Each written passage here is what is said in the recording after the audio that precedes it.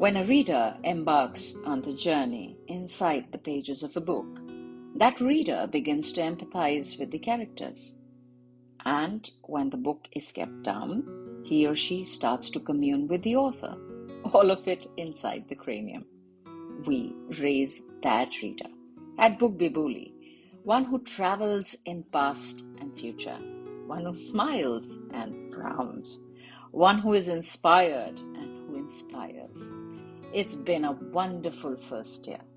Welcome to the Bookbibuli podcast.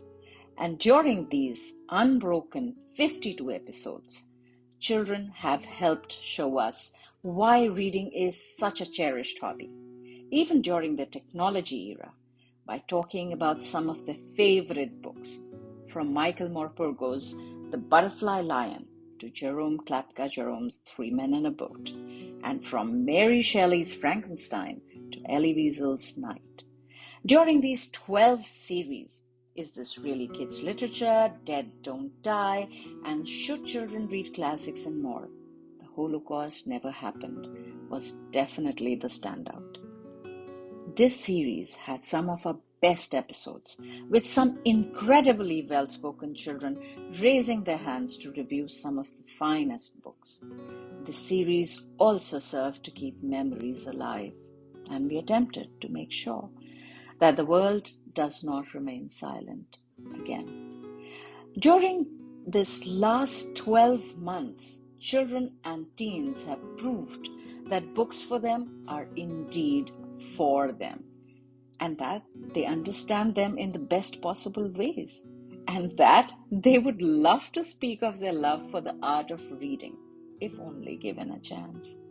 We have combined social media and books, allowing readers to be more and more vocal and to talk as much and as freely as they desire.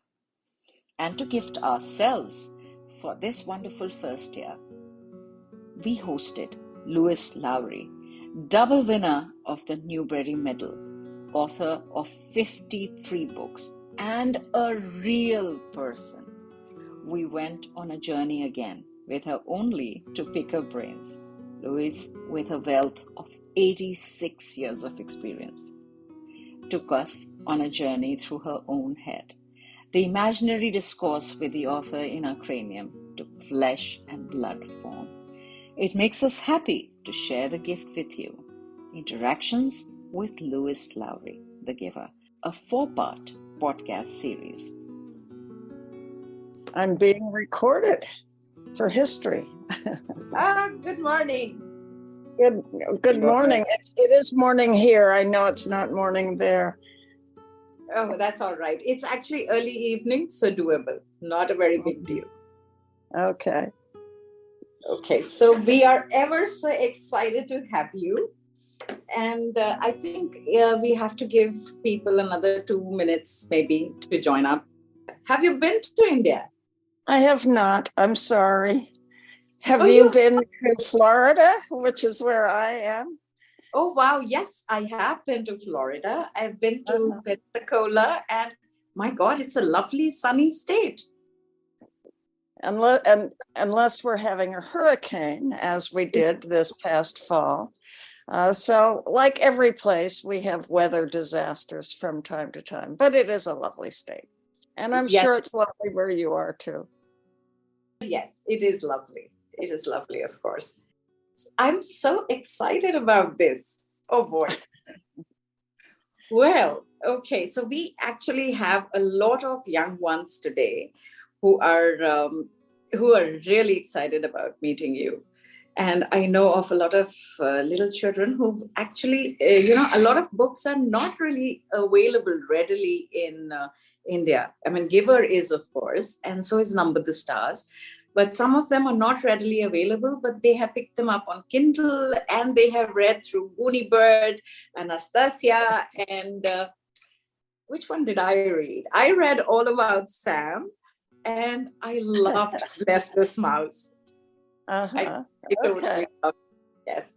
So we have been picking up books on Kindle, and it's so nice to have you. And it has been amazing because it's been initiated, the whole reading process. Yeah, it's lovely to be with you and to be with a group of young people who enjoy books. Those are my people. Yes, yes, they are your kind of people. So I think we have about a number of participants already. So I believe we should start. I think so, yeah. Okay. So welcome to Bookbibuli, and we have Lois Lowry with us. I hope I got the name right. That's correct, yes. Perfect. Okay. And so we are all excited, and I actually did the whole spectrum of excitement. So I am in between somewhere. I could become tongue-tied, or I could trip over my words. I don't know which one I'm going to be today, but I don't want her to suffer this. Bookbibuli is actually a platform for children, where children review children's books and we guide them with reading. Like we have reiterated time and again that it is a platform for children. I'll hand over the baton to the kids, because they are the ones who actually want to ask you questions. So many questions they have, from the exclusive to the mundane. They want to know everything.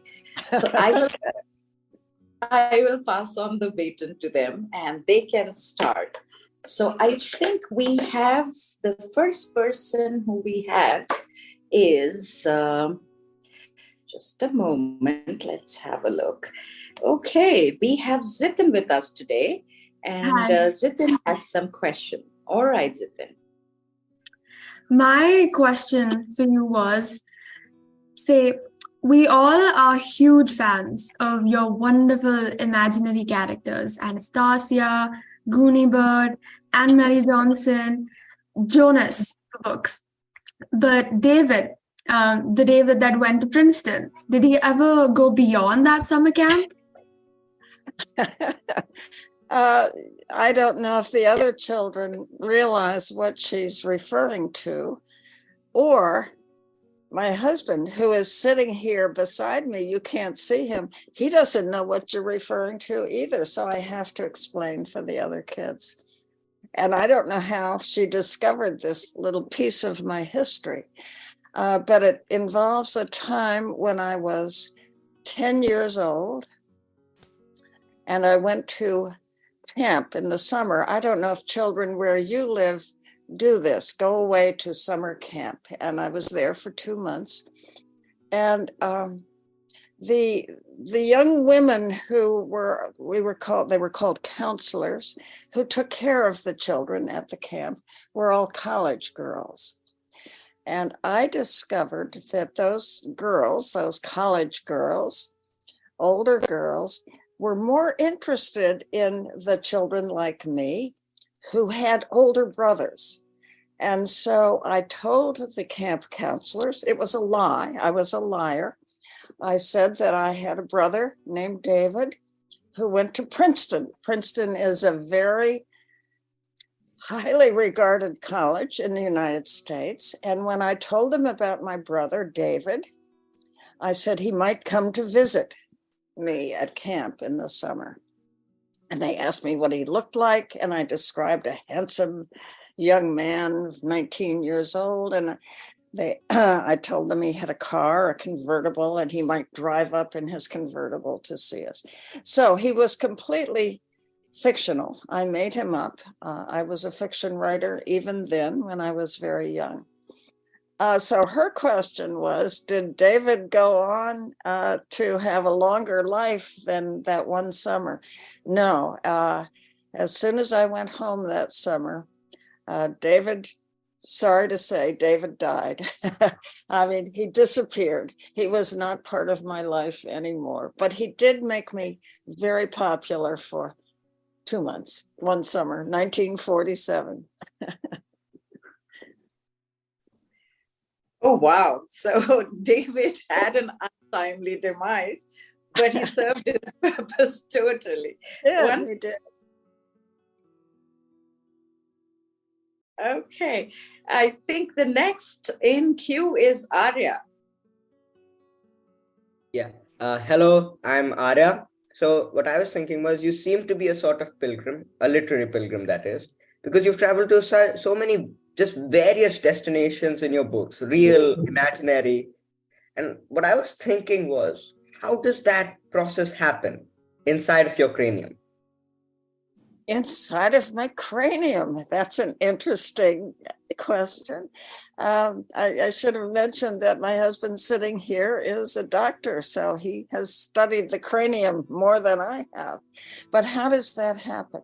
And you mentioned destinations. I think the main character in each book, when you begin to write a book, when I begin to write a book, I create the main character. That person appears in my imagination. I don't know how that happens. It's a kind of magic. I don't know when I sit down at my computer whether the character I'm going to write about is male, female, how old that person is, but then they begin to take shape and appear fully formed, and that's who the story will be about. But the important thing is, whoever that character is going to go on a journey of some sort. And there is going to be, as you describe, a destination. And I don't always know what that is when I begin, but I begin by knowing that the character has something that he or she has to correct, has to solve. I always start with a character who has something out of balance. And I try to indicate that in the beginning of the book. For example, a book many of you have read called The Giver begins with a boy, 12 years old. He appeared in my imagination. And in the very first sentence, it says, it was almost December and Jonas was beginning to be frightened. And so the reader knows that something is wrong. You don't yet know what it is, but that's the beginning that sets the journey going. That Jonas is going to have to, by the end of the book, have to correct what is making him frightened. And of course, it turns out that it's his whole society is skewed, is wrong. And that's what he sets out to correct. Now, other books take other forms. The book, she mentioned that many of you have read Number the Stars, begins with a young girl. On the very first page, I think, she's running down a street in Copenhagen, and a German soldier says, halt. And so you know, again, something's wrong. What is wrong in this girl's life? And she's living under a repressive society during wartime. Her country is occupied by the enemy, and that's what's wrong. And by the end of the book, that needs to be brought back into balance. I was speaking just a few days ago to an audience in another part of the United States, and I mentioned that all books end with a kind of reconciliation. And the audience was interested in that word. And I had to go through a number of my books and point out what I meant. But it simply means that there's a journey, a destination. And by the time the character reaches that final destination, not geographically, but emotionally, perhaps, things will come back into balance and they'll be reconciled. So that's what I try to do in each book. And of course, it was mentioned that some of you have read some of my books that are very lighthearted. They don't deal with serious issues. But she mentioned a book about a character named Sam. Sam is very little. And in one of those books, it's called See You Around, Sam. Sam is about 5 years old. And he comes home from nursery school one day with a pair of plastic fangs, pointed teeth, like wolf teeth, that he loves to put in his mouth and make himself look like a monster. And his mother says she can't stand it. She says, you may not wear those in the house. So Sam, age 5, says, well, I'm leaving home then. And he sets out to run away to a place where people will appreciate fangs. Okay, that's very silly.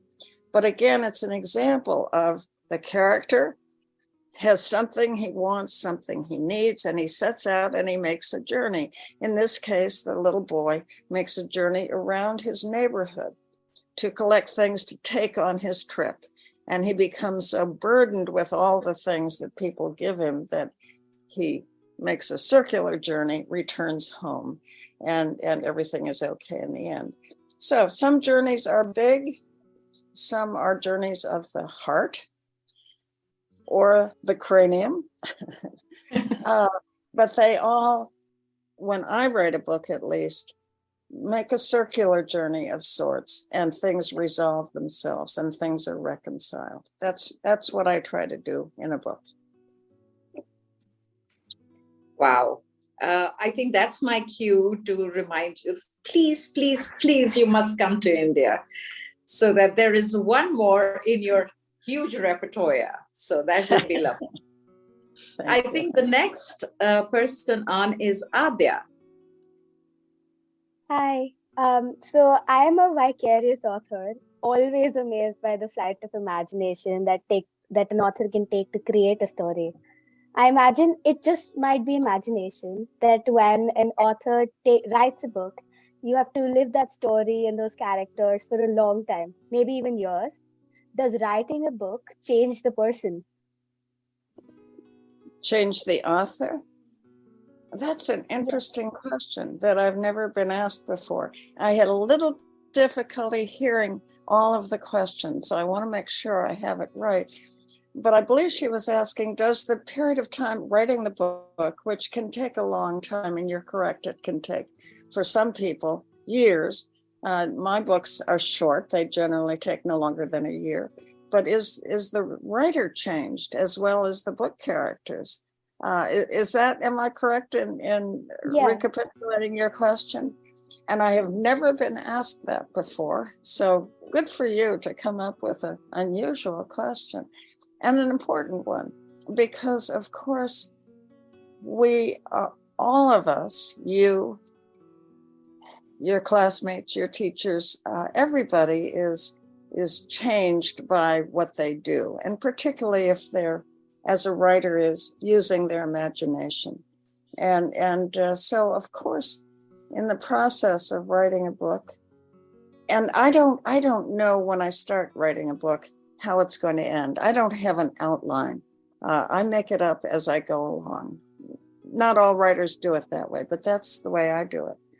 And so, of course, there are many decisions along the way. And each of those is carefully thought through. And each of those will change me, as well as the characters in the book. I had never thought of it that way before, but of course you're correct. It has to work that way.